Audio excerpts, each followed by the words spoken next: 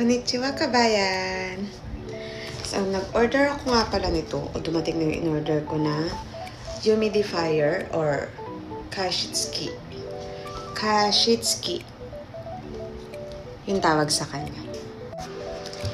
So, ito, ganito lang siya. Ganito yung ano niya. Ganito lang siya kaliit. Ang liit lang niya, di ba? Pero, 4.5 liters yung pwede mong malaman na tubig sa kanya. Compare dun sa dati kong gamit na 2.5 liters lang yung pwedeng ilagay na tubig sa kanya. Ang bilis niyang maubusan ng tubig. Grabe. Kasi maghapon bukas yung ano ko, lalo pag nandito ako sa bahay. Bukas talaga yung heater kasi nga, syempre, malamig.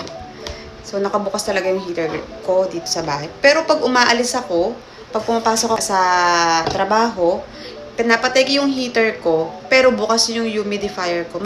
Yun, hindi siya agad-agad nauubusan. Pero once na bukas yung heater ko, ang bilis niyang maubusan ng tubig. So, refill ako ng refill. So, try natin tong bagong nabili ko na humidifier. Pero hindi naman siya branded. Hindi naman siya ganun yung brand niya. Kasi, tinry ko lang, nag-search lang ako ng mas maraming bang laman na tubig. Hindi din naman siya ganun kamahal. Pero, afford lang. So, ito naman yung remote control. Or, remote.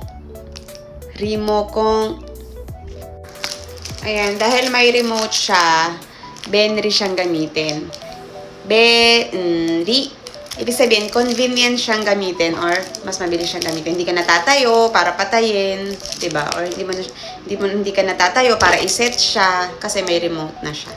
So, Benry.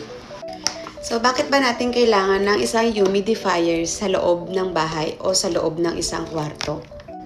Pag meron tayong ganitong gamit sa bahay, it can relieve skin, nose, throat from dryness.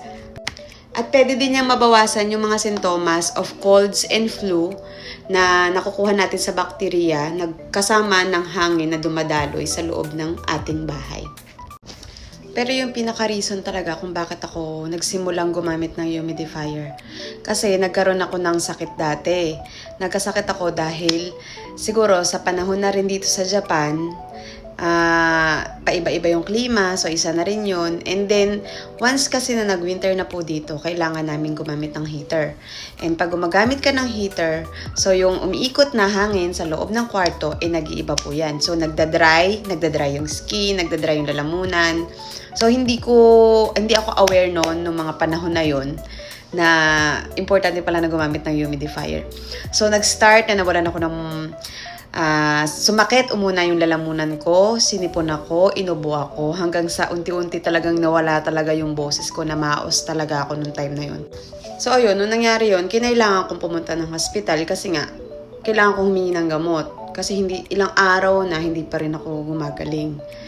So, syempre, sa nature ng trabaho ko, hindi pwede yung paubo-ubo ako, pasinghot-singhot, pasinga-singa ako sa loob ng facility kasi nga, pwedeng mahawa yung mga kasama ko sa trabaho at yung mga alaga ko sa trabaho, yung mga alaga namin.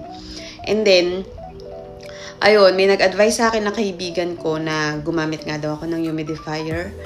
Pero disclaimer lang, hindi naman porket may humidifier ka na sa bahay ay hindi ka na magkakasakit.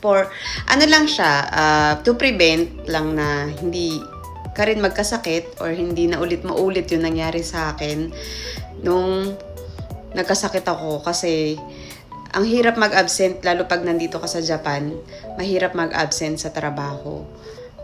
Kaya mas better pa rin na meron tayong ginagamit na ganitong bagay sa loob ng ating bahay o sa loob ng kwarto. So, ito yung manual or manual.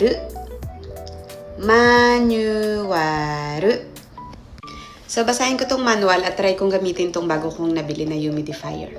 So, thank you for watching! Doga o mite kurete arigatou gozaimasu! Bye! Love, love, love!